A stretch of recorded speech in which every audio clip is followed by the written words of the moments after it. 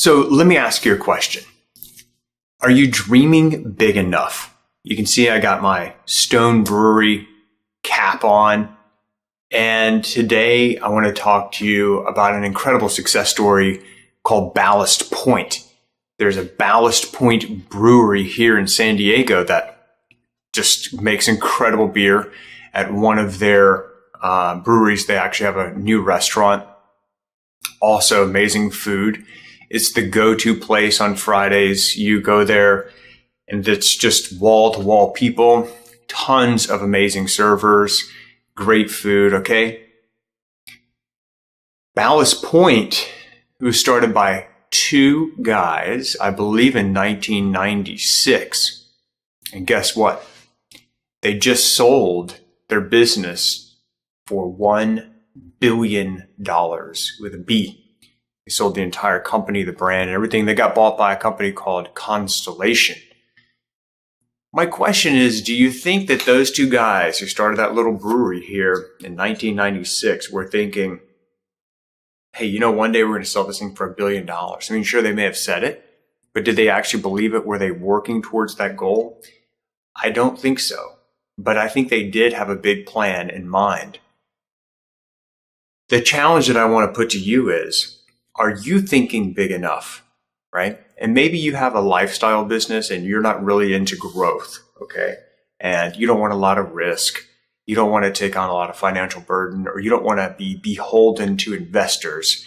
And make no mistake, if you take other people's money, you will be beholden to them. There's a proverb that says something like, the servant or the borrower is the servant of the lender, okay?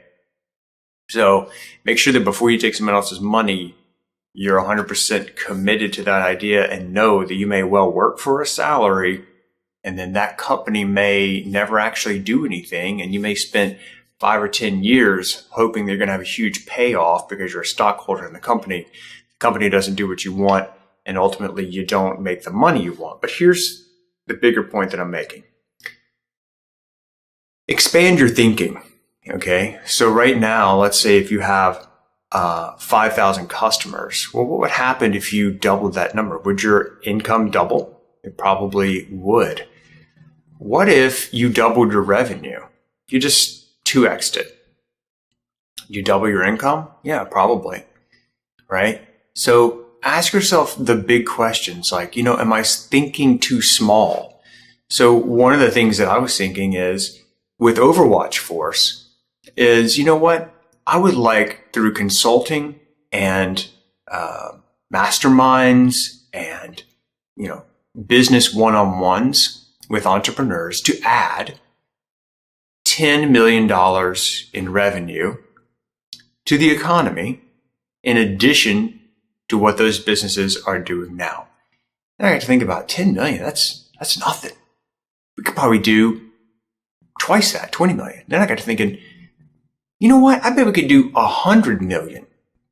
So the goal of Overwatch Force, this is just my personal goal with my consulting business. This doesn't have to do with the Guitar Zoom or with Patriot Media, my other companies. Okay. Just with Overwatch Force, we'd like to add $100 million in additional revenue to our clients over the next 10 years, which means we need to add additional $10 million per year. So that could come from one client who did an additional 10 million. It could come from 10 different clients that did an additional 1 million.